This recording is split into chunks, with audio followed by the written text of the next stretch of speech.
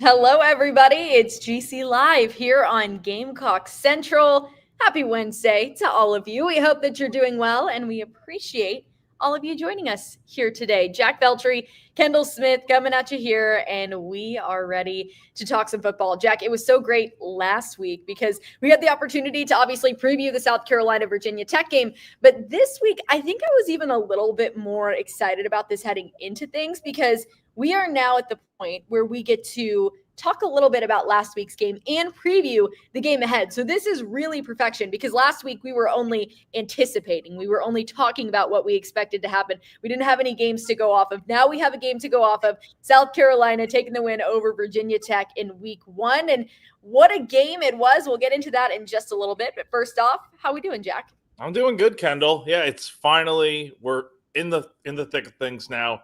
Week 2 is here. We're obviously going to talk a little bit about week 1 since we haven't gotten the chance to on our end. I know Wes and Chris have and all that. They've gone in depth, so we won't bore you guys too much with that. But yeah, we're getting ready for week 2 here in a few days. It's already Wednesday. I was just thinking about that. Like tomorrow's going to be Thursday, and then game week will be here, or game day will be here in a few days. So really looking forward to talking about what is to come here this weekend. Yeah, the week definitely felt quicker, I think, just because the game was on Sunday and then a lot of people had Monday off for Labor Day. So now you're moving and grooving, and we're getting ready for South Carolina State this upcoming weekend. But as I mentioned, a big win over Virginia Tech. Before we talk about it, let's give a shout out to our presenting sponsor here on GC Live, Jack. Yep. So right above us here, if you're watching live, but if you're not and you're wondering what am I talking about here, you guys hear it on every single show. If you listen to GC Live ever in the past, I'm talking about Clint Hammond of CMG Home Loans. If you are in the market to potentially buy a home, or maybe you're even thinking about buying a home, but you don't know where to begin, it could be a real complicated process. As we all know, a guy like Clint Hammond of CMG Home Loans can help you out. He's a lifelong Gamecock fan, a longtime supporter of Gamecock Central. He's also been in the mortgage industry for more than 20 years. So he is the guy to go to with all of your home needs. If you are interested, you can give him a call, 803-422-6797. The NMLS number for him is 71597. Or you can go to clinthammond.com. And again, he will help you out and take you through this process step by step as you get going on buying that home of yours. All right, Jack, let's talk last week's game. A big win for South Carolina. And they started off the game just about as well, I think, as anybody could have hoped for. That opening offensive drive, fantastic, capped off by a Lenoris Sellers touchdown, which I am very happy to say, which this is not like I went out on some sort of crazy prediction and was like, I think it's going to be, I went with Lenoris Sellers, which I think a lot of people probably would have picked that as well. But it was nice to see that happened. I immediately texted Jack. I was like, guess what? I got it right. As if he didn't take your flowers. You deserve them. But no, the opening drive, I mean, fantastic from South Carolina. And a lot of people, including myself, watched that and probably were like, all right, like, this is going to be easy peasy lemon squeezy for South Carolina. They're doing great, rolling offensively. But then kind of after that, I don't want to say things like halted, but they definitely slowed for South Carolina. So you have the opening drive, you have the touchdown by Lenoris Sellers. And then I would say the second and third quarters, you really start to see things slow down offensively. Just how would you describe, you're obviously there in person in Atlanta, Jack, kind of what you saw overall from South Carolina this past weekend? Well, you mentioned it. The first drive was fantastic, and kudos to you for getting that right on before the sandstorm. You deserve the credit for it. I think I picked Nick Harbor, which eventually did happen. Should have happened twice. Yeah, twice. I was going to say. Yeah. We're not, I don't know. Maybe we can't get into the catch, no catch situation, but. We'll get into that in a second. But, yeah, I mean, look, I think the first drive was surgical. It was perfect. It was really, really well done overall. I love the way they got the tight ends involved. I think that was such a big thing that we needed to see was, okay, you lost Josh Simon. That's your leading pass catcher from last season. He's no longer here. Who's going to step up in that tight end room? I mean, I don't think anybody had Maurice Brown, the second, getting the first catch of the year for 14 yards. I know I didn't. So, and then after that, Brady Hunt had a catch for 20 yards. And, of course, Nick Harbor, who we mentioned, did have a big day, had the other 20-yard catch in between there. And then Lenoris just taking off. Bulldoze. He didn't have to bulldoze his way into the end zone because there was a defender right there. He could have gone right. He could have gone left. He's very shifty in that sort of way, but he just plowed his way through a VT defender into the end zone, got the Gamecocks going. I thought the defense played very, very well in this game. I'll go back to the offense in a second, but the defense, they damn near pitched a shutout with the way they were able to keep Virginia Tech out of the end zone, holding them to 3 field goals throughout the entire day. You had a pair of sacks, one by Dylan Stewart, one by JT Gear. You created a lot of pressure on Kyron Jones to where he just did not have an effective day as a passer at all. He threw 2 interceptions, one that went to Fred Johnson. I know. Johnson took it out of the end zone and, got taken down at the 2-yard line. But that led to a safety, of course, which was one of the bad moments of the game, but it didn't hurt South Carolina. So I don't think we really bat an eye too much at the play at all. And then Peyton Williams had the interception in the fourth quarter that really sealed the deal.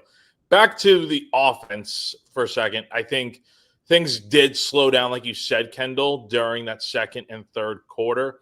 A touchdown did get taken off the board from Nick Harbor, who had 99 yards and a touchdown of his own that eventually came in the fourth quarter on a 64-yard bomb from Lenore's. But, we're in this thing of like, what's a catch? What isn't a catch? We don't know. There was that play from the LSU game the day earlier that I don't know if you saw it, Kendall. Barry Brown for LSU, the transfer from Kentucky, had a touchdown taken away that, from watching on TV, it looked like a touchdown to me. I don't know what happened there. And then, of course, LSU misses a field goal after.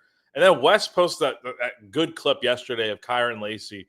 And Chris wrote a story about kind of including that on GC about, the whole Harbor situation. And look, Nick thought it was a catch. I think everyone thought it was a catch. And I don't understand it. Like, I get by the book, you have to have complete, like I'm showing it on camera, but like you have to like have complete possession of the ball. Nick kind of had his hands up in the air, ball in hand, and it looked like he had a firm grip on it. And he took a few steps, and it's like, okay, that looked like a catch. I get he didn't have the ball completely like down, like in his hands, but like, I don't know. I don't know. It's just, we need more clarity, I think, on what's a catch and what isn't, because you see plays like the one Kyron Lacey had last year where it's like it's a pass kind of just over the middle of the field, kind of towards the sideline. He has the ball in his hands, but then kind of towards the end as he goes out of bounds, it goes out of his hands. It's like, and Nick never had that. Nick never dropped the ball. So I don't know. Anyway, enough about that. And Kendall, if you have any thoughts, you can just, share it after I'm done going on my 5-minute discussion about the game, because there was so much that happened. And then special teams. And I didn't even mention the offensive line yet. Special teams, very good in this game. You had to replace all the guys on your specialist with kicker, punter, holder, long snapper, everyone. And I thought they all did a really good job. I thought Nick Harbor did a really good job in that one tackle he made as a gunner. So he was very well-rounded in this game. And then, obviously, Vakari Swain. What a freaking play by him. 80-yard punt return touchdown. Kudos to Shane Beamer for making Virginia Tech re-kick on the illegal formation. Very good call. He could have easily just said, hey, you know what, we'll take the ball at the 26-yard line, decline the penalty, whatever. But no. He made them re-kick, and it worked out perfectly. And, sometimes you just get a little lucky, but that was a really nice call there by Shane to do that. Yeah. And getting a special teams touchdown right out of the gate. Last thing I'll say, offensive line. I think the blocking has got to be better. Not that it was the worst I've ever seen. Again, 2 years ago with the 9 sacks in the season opener against UNC, we were both there. That was horrendous. That was the worst I think I've ever seen an offensive line block. 4 sacks is not good at all. It could probably be far worse. Again, Lenore's is a good quarterback to where he's able to evade a lot of those pressures, but sometimes he's not. And we saw it where he got hit really hard at times. And the last thing you want to do is have 16 go down with an injury or something. So, look, I'm a little concerned about the offensive line just because that happened against Virginia Tech. What happens when you face a defensive line like LSU's defense is scary now. So how does that look? How do they block against a defensive line like Alabama? All these SEC teams that have really good defenses, they're going to be a lot better than Virginia Tech. So, I'm not hitting the panic button yet, but I am a little bit concerned in that, like, it's 1 week, but the offensive line hasn't really seemed to make any significant improvement. Especially coming off a season where you did have a lot of struggles, but you were better towards the end of the year. The point is, I just don't want it to become a thing or a trend where the offensive line is really bad at the beginning of the year, and then by the end, they slowly start to get better. But by that point, it's like you're giving up 40-plus sacks. Yeah, and I think it's a valid concern, especially because over what feels like the last several years, we have talked about the offensive line as a point of concern with these differing groups that we've seen come through South Carolina. It has been one thing that we've seemed to talk about a little bit when it comes to things that we're concerned about overall. But I will say, like, the one thing where, again, I'm not hitting the panic button as well, is it's a different situation for them this past weekend. Like, what I think about week one as a whole, and this goes for any position group, anyone that's playing, as Shane Beamer always says, you don't get preseason games in college football. So you're going out there for the first time as a group and you're getting a different vibe from the team you're playing. This is not the same group that you've been seeing, all off season, all preseason. It's different. You're in a game situation. So sometimes it just takes a little bit of adjustment, and you hope that South Carolina's O-line can maybe make a couple of adjustments. Shane Beamer talked about that yesterday when he spoke with everybody, when he spoke with the media. So we can talk about the offensive line in a little bit.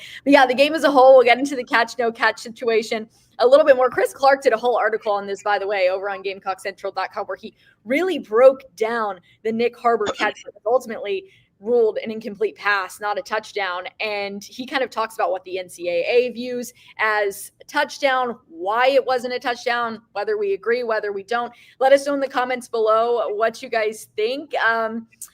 It's tough with that play. I don't know that I necessarily agree. Of course, people are going to say I'm biased, right? Like, people are going to say, yeah, of course you thought that was a touchdown. I don't know. It was one of those situations, in my opinion, where even most people, but you go on Twitter right after that happens, you go on X, you see what people are saying. And I felt like a lot of people were not in agreement with what the call ended up being. So we'll see. And yes, we're already seeing from a lot of you guys, you think that was a touchdown from Nick Harbor. But overall, I was impressed with the group. It's funny because I think on Before the Sandstorm, I was like, yeah, I think the offense is going to roll. And I'm a little bit more worried about the defense because South Carolina had to fill in so many gaps in the offseason. And I don't know what special teams is going to look like either, because they also had to fill in a lot of gaps. So impressed with special teams. Obviously, the Bakari Swain touchdown was the cherry on top. And for Shane Beamer to be able to coach a game where that happens, especially against Virginia Tech, when you think about Beamer ball, when you think about Frank Beamer, his dad, just how cool that is and what a full circle moment that is, that was really neat. I was so impressed with the defense. And then offensively, there were some certainly bright moments, some great points, but there were a couple times where it kind of stalled a little bit. So you're hoping that, as you get more used to things, you get in your game situation. And as you take on South Carolina State this weekend, you continue to see the offense roll and do great things. But yeah, Jack, catcher or not a catch before we move on to South Carolina State? And by the way, I don't even know if we mentioned it, but Carolina did win this game 24-11. So lost in the shuffle of everything. I'm going to say it's a catch again. It wouldn't have been as big of an issue, I think, if the LSU situation didn't happen one night before. But it's like we're seeing this a lot, and hopefully we don't see it that much more often. I mean, again, that was, and like the comment says, he got 3 steps in bounds before the DB even touched him. So it is what it is. They won. Yeah, they won. So at the end of the day, it doesn't matter. The exact quote from the broadcast, the rules analyst, Jerry McGinn, who's a former Big Ten official, he said he had 2 feet down. I agree with that, but he has to complete the process of the catch. He goes to the ground and the ball is moving. I believe replay is going to overturn this one. Incomplete pass. So they're saying that the ball bobbled a little bit as he went to the ground. And then the referee said after review, the receiver did not maintain firm control as he went to the ground. It was a bobble at most, and people could argue that he had already by that point had both feet in bounds and caught the ball. So I think that's where people are confused. Like it is in, obviously with the LSU game as well, having two instances of this in big time games this weekend for week 1 of college football. I think that is now bringing up a question for a lot of people as to, okay, what is a catch then? Like, how are we deciphering this in today's day and age? And the big thing, what can you do to fix that at this point? Like, what can you do rules wise to try to prevent just so much confusion? Because it is very confusing for a lot of people. And the big thing was, Kendall, again, last point on this, that it was called a touchdown on the field. So you need indisputable evidence to overturn it. Again, like by the rule, it probably is correct, but doesn't mean it's a right rule. I mean, I don't know. I just like how, because then you get into very like detailed, like the ball can't be moving, like it can't bobble, but like it's going to move. Like even as this point says here, like if you super slow-mo every catch where the player hits the ground, the ball will move because there's going to be force with the ground. So how much can it move? And that's very subjective. And you're talking about, what one set of officials think versus another. And it's just, I mean, it's never going to be perfect. And that's kind of part of sports, whether it's football, whether it's any sport, it's not going to be perfect with officiating. But I think some clarity, like it's not exactly clear as to what a catch is. So hopefully that's like the one thing of the season, Jack. I know it probably won't be, but hopefully that's LSU all over again from last year. It's giving LSU from last year. Yeah, we're not going there. It ain't happening. We'll have to go there in a few weeks when South Carolina plays. Oh, well, okay, literally have to go there, but going there, we're gonna go there about last year. Because I think that is, I mean, they're all gonna say, oh, it's in the rearview mirror, doesn't matter. But there are going to be people on the team that remember that. I remember that. And I was not on the field or involved in any way. I was here at a baseball game, stomping around after all of that happened, very upset. And was not happy, was not smiling. I vividly remember this day because I was feeling so great about that game. Anyways, we're not getting into it. South Carolina beats Virginia Tech, and there were a lot of bright spots in this game, and I think a lot that you can draw on. And as I said, you don't want to be your best in week 1. I don't think South Carolina was at its best. I think there is definitely more room to grow for this team, but as a whole, I think in all 3 phases, you saw a lot of positives. Jack, what were you most impressed with? Again, I think the defense just doing what they did out there. Look, there were so many questions after last season going into this preseason about, okay, is the defense going to take a big step back because they had to replace so many guys? And look, it's only one game, but Carolina did play a Power 4 opponent and did really well. Anytime you can hold a team out of the end zone and hold them to field goals, that's a win right there. Doesn't matter how it happened. The fact that they only gave up 9 points, and again, it's not counting the other 2 points because that was just a safety. But yeah, I mean, look, very good performance from the defense. Happy what I saw there. I think special teams was pretty good in this game. I thought the Mason Love did pretty good. He got some nice bounces on his punts. William Joyce made a field goal. Max Kelly handled kickoffs. I feel pretty good about that group. And then offensively, look, the thing that really concerns me, I know you didn't ask me, but I'll tell you what concerns me anyway. I think the offensive line, it's early. I'm not going to overreact, but I'm going to keep an eye on it because giving up 4 sacks in week 1, after we heard again all summer about how the offensive line's improved and how they're going to be better and all this and that, it's kind of the same thing. So I'm not going to overreact. I'll make my conclusions here maybe in a few weeks once SEC play gets. Ask me that again about the offensive line once conference play starts. But overall, there's a lot to be happy with from this game. Yeah, definitely. I think, obviously the defense was fantastic, and Clayton White always does such a great job with his group. So I'm not surprised. I should have not doubted them in the beginning because I should have known they would be ready to go. And Clayton White has proved that over his time at South Carolina. I think what I was most impressed with / happiest with was the involvement with Nick Harbor. I was very, very happy to see that. And I think right out of the gate, week 1, you needed to show that if you're South Carolina. We've talked about Nick Harbor for years now. We've talked about the impact that he could make on this program. And it was always kind of, well, they're not utilizing him enough. Last year, what's he doing? Why aren't they using him? Et cetera, et cetera. These are questions we would get every week.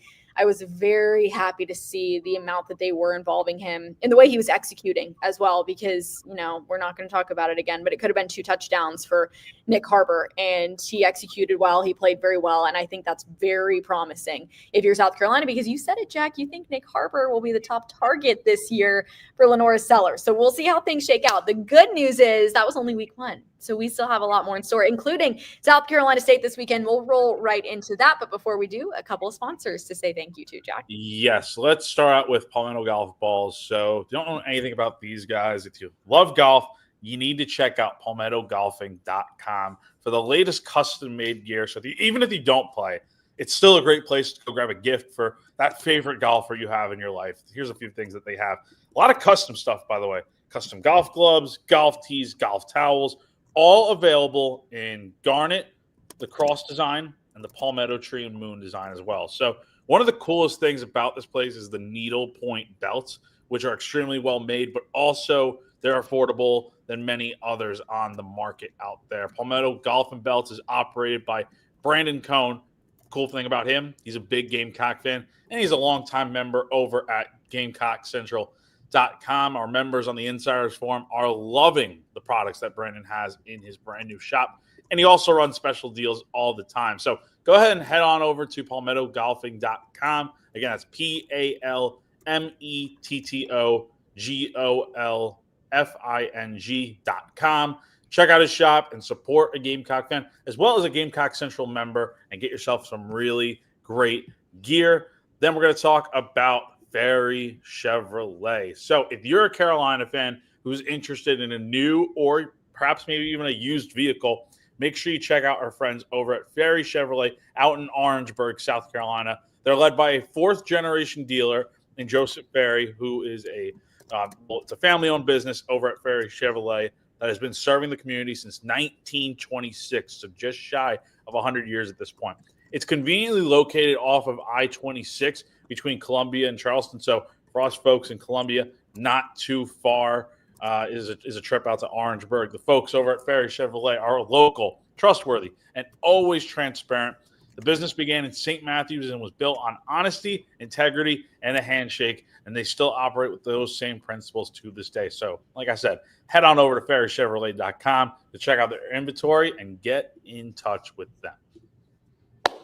All right, Jack, this weekend, South Carolina State. South Carolina's first home game of its 2025 campaign. It's going to be under the lights at Williams-Brice Stadium. I know we're both excited, and a lot of people watching this are very excited to be back at home in Columbia, South Carolina. Shane Beamer talked about this matchup yesterday. What did he say previewing this weekend's game against South Carolina State?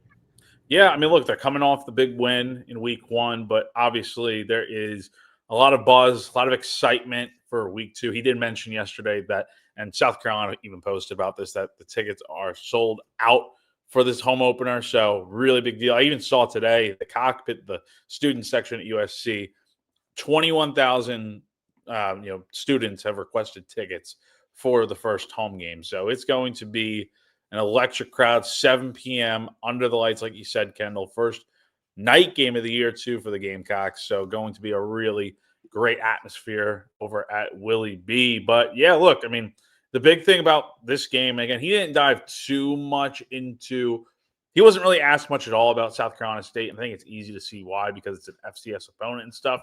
But he did note that, Shanice Berry, the head coach at South Carolina State, did coach at Benedict College, which is in the Columbia area here. And I remember, Shanice and Benedict were doing some really good things not too long ago. So this will kind of be like a homecoming of sorts for Shanice. But big game to start out the home slate. Obviously, South Carolina should win this game, no problem. But again, we say that. I mean, I was listening to Shanice's press conference the other day. I mean, he is serious about this game. Going to try to do everything he can to win it, obviously. And the Gamecocks are going to be on their A game to win this one.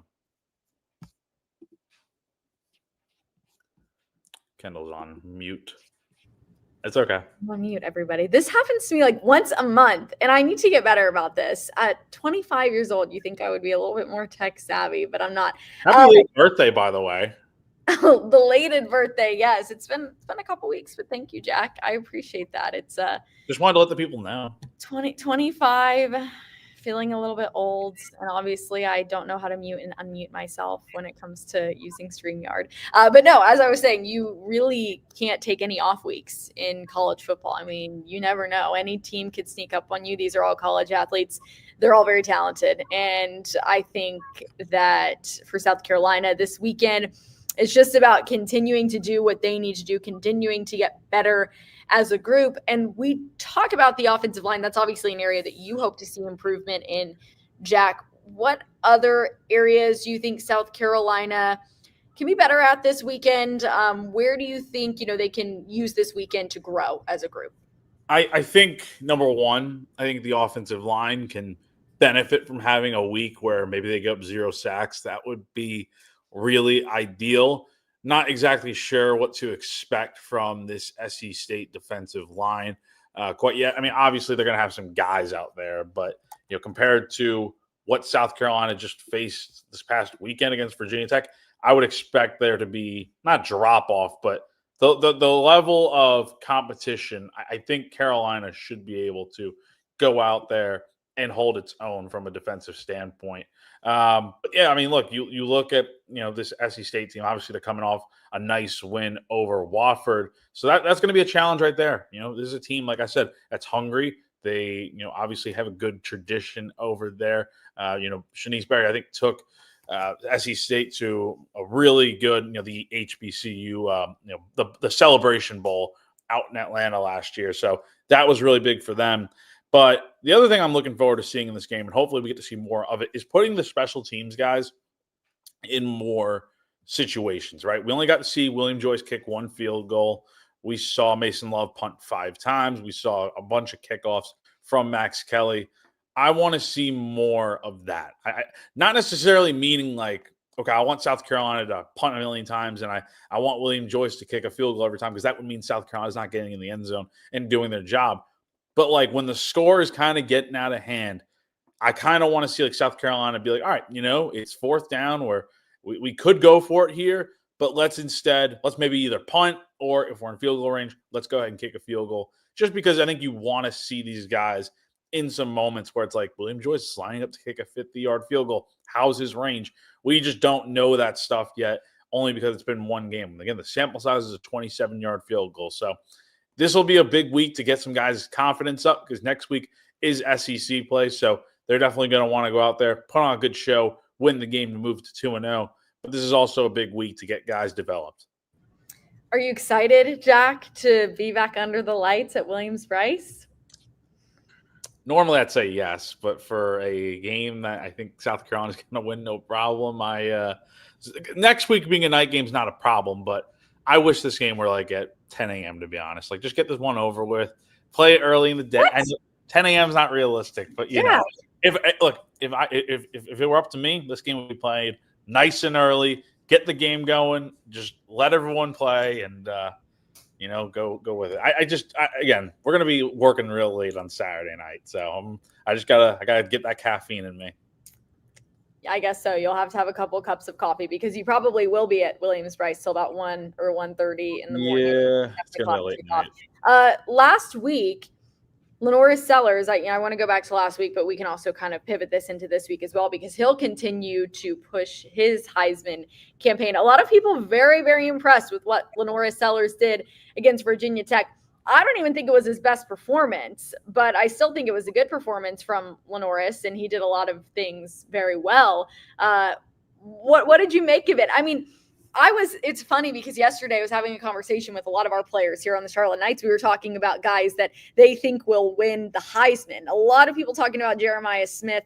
He didn't have, the best game last week against Texas. He had an okay game. But I think, when you're watching that game, the two main people they're talking about in the open are Arch Manning and Jeremiah Smith, neither of which really had great games. Jeremiah Smith had a fine game and Arch Manning didn't have a great game. But they're talking about Jeremiah Smith, a bunch of different names. But what I've seen from a lot of people, and not just people on social media, like people that are involved in the media, in the college football scene, lots of them are very high on Lenoris Sellers right now? What do we think? How did he it's very early, it's week 1, but how do you think he kind of set the tone for his potential Heisman campaign this year?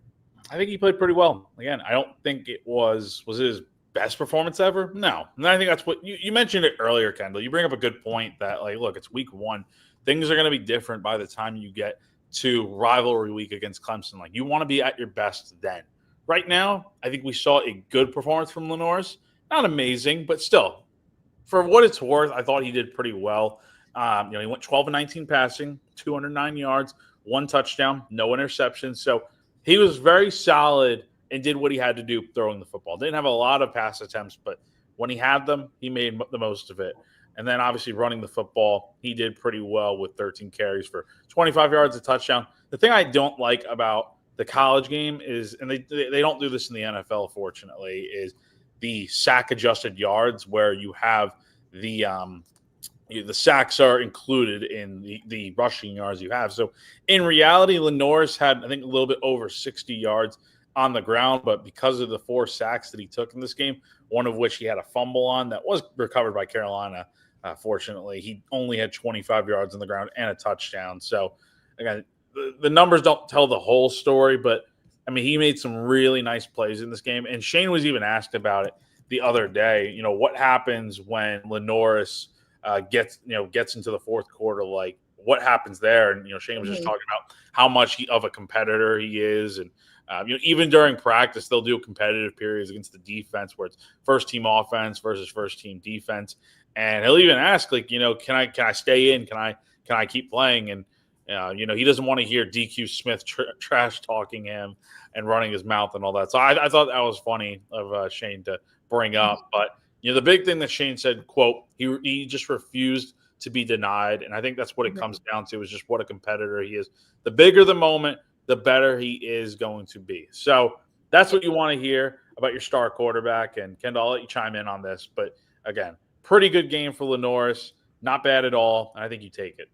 Yeah, I think so too. I think he set the bar very well. I think that he can hit another level, and I think that's what's exciting about it. Like, you see the way he played and you're like, yeah, I'll take that. That's really good.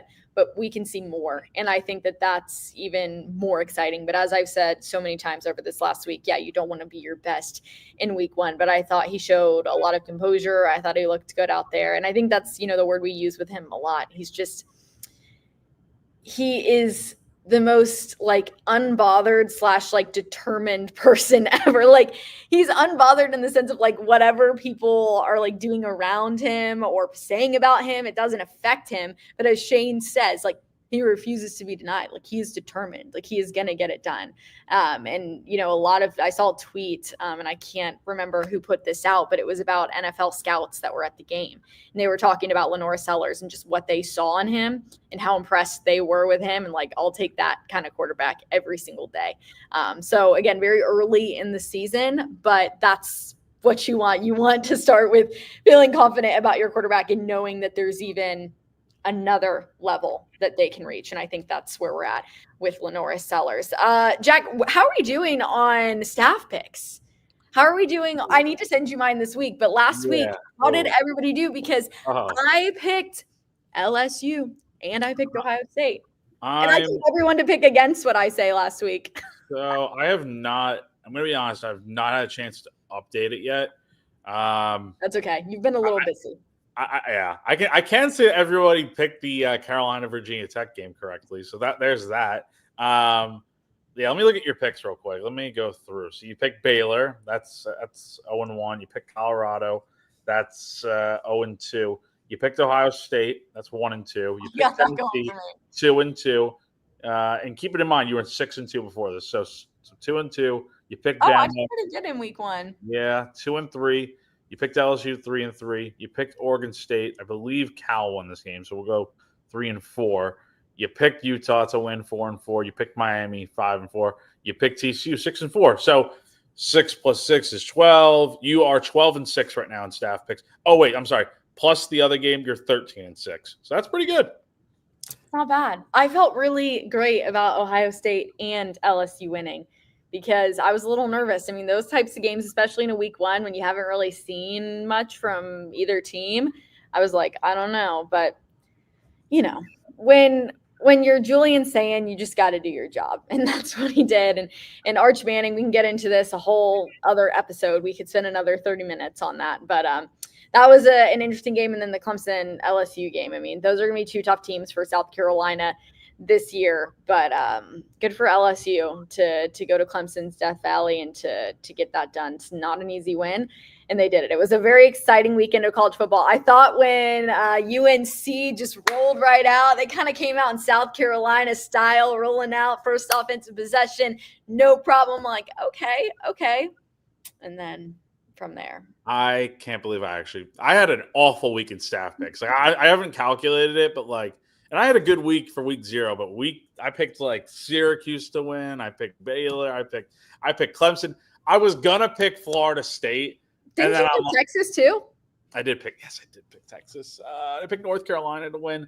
I was gonna pick Florida State, and I'm like, you know what? Nobody else is picking Florida State. Why not? But then I'm like, it's Alabama. They should win this game. And my God, it looks awful. So I think I maybe had like crazy.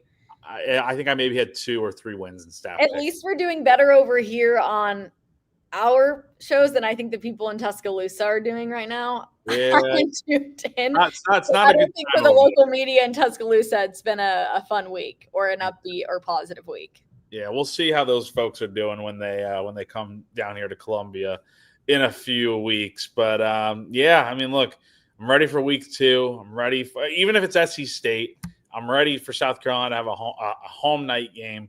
Going to be a really good atmosphere.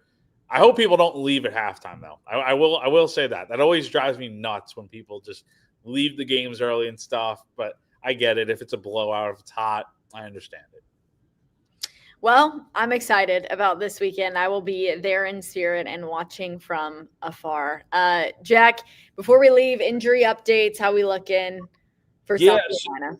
Yeah, so I'm glad you brought that up because we should probably mention it here on the show. It seems like Judge Collier and JT Gear are probably going to be doubtful for this game. That is something that Shane Beamer did mention yesterday during his press conference, and Judge did go down with an injury to his knee. I think it was called a left knee sprain on the broadcast, and it seemed like it could have been really bad, but South Carolina got out of there with after doing tests and stuff. It's not going to be a long-term injury, so that is good to see because that's one of your top defensive backs right there. And then JT Gear is another guy that did exit the game. South Carolina had a bunch of guys dealing with injuries over the weekend. I'm trying to think back. You had Gerald Kilgore had like a towel wrapped on his hand, but he seems fine. Dylan Stewart obviously went down briefly with an injury. Nick Barrett was in the tent for a minute. So, the first game of the year, Carolina was very much banged up from the start. But again, they seem to be in a pretty good spot right now from an injury standpoint. Jared Brown, wide receiver, was dressed out and didn't go out there with the first team initially. And he was quickly replaced by Vandrevius Jacobs, who ended up starting in his place.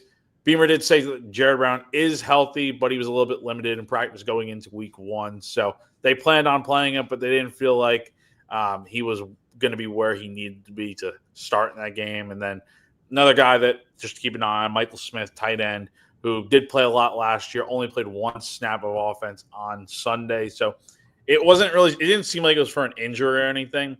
He was a little bit limited in practice, but Beamer also did say, competition is the core value of the program. So, not that he didn't practice well, but Beamer did feel like Brady Hunt, Jordan Dingle, Mo Brown, those guys who got a lot more involved in the, getting snaps, getting the passing game and stuff, they were a little bit more efficient in practice. So we'll see how they look this weekend as far as health goes, but hopefully they're able to stay a bit more healthy than they did this past week. For sure. Well, everyone head over to GamecockCentral.com for all the updates. We will keep you posted over there, and we're looking forward to week 2, South Carolina taking on South Carolina State at home for the first time in 2025, back under the lights at Williams-Brice Stadium in Columbia, South Carolina. Thanks for joining us here on GC Live, everybody. For Jack Veltri, I am Kendall Smith, and we will see you soon. Happy Wednesday to you all, and we'll be back next week with more. Bye.